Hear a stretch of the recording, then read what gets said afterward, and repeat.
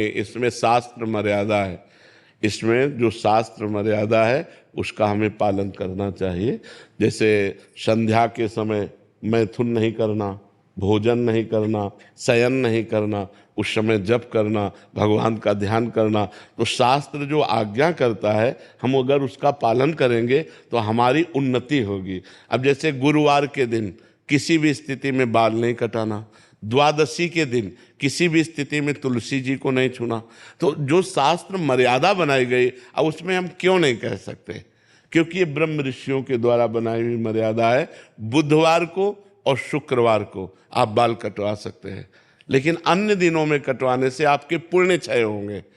ब्रह्म ऋषियों ने जो मर्यादा बना रखी है अगर हम उससे चलेंगे तो हमें ज़्यादा लाभ मिलेगा। अब रोज सुबह लोग बाल आदि, तो हम कहते हैं केवल बृहस्पतिवार को मत करवाओ, और ना मानो तो गुरुवार का दिन परम पवित्र गुरु के लिए है, उस दिन आप क्षौर कर्म ना करें, बिल्कुल निषेध है। नहीं, उससे पुण्य नष्ट होते हैं, आयु नष्ट होती है, बुद्धि नष्ट होती है। अब अगर आप नहीं मानोगे तो वैसे ही आपके आचरण होते चले जाएंगे, गिरते चले जाओगे।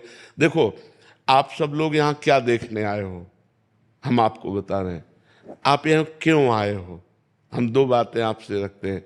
आप क्या देखने आए हो और आप यहाँ क्यों आए हो। तो आप यहाँ देखने आए हो साधुता, भगवान के भक्त का दर्शन जो शास्त्र के अनुसार चलता है।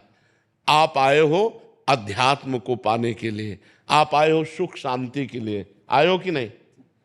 अगर हम धर्म से ना चलते हो तो आप हमारे दर्शन करने आओगे क्या?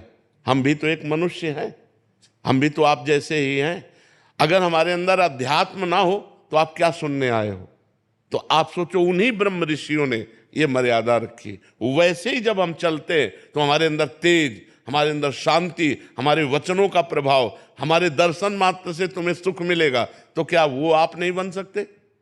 आप विचार करो। तो जो शास्त्रों में लिखा है उस पर हम क्यों नहीं लगाते, उसका हम आचरण करते हैं। जैसे डॉक्टर कहता है कि आपको ये नहीं खाना, ये नहीं खाना, ये नहीं, तो हम उनसे क्यों बोलते हैं क्या दही नहीं खाना? अरे भाई, दही तो बहुत अच्छी चीज है, क्यों नहीं खाना? क्योंकि तुम्हारा रोग बढ़ जाएगा।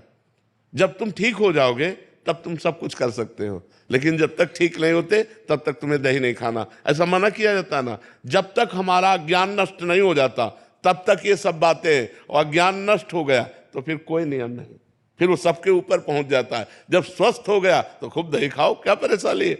जब आप आत्मा स्वरूप में स्थित हो गए, देह भाव खत्म हो गया, तो बार बने या बना रखा रहे क्या फर्क पड़ता है। तो हम अभी देहाभिमानी हैं, देह भाव से चलते हैं, तो हमें शास्त्र के नियमों का पालन करना। जो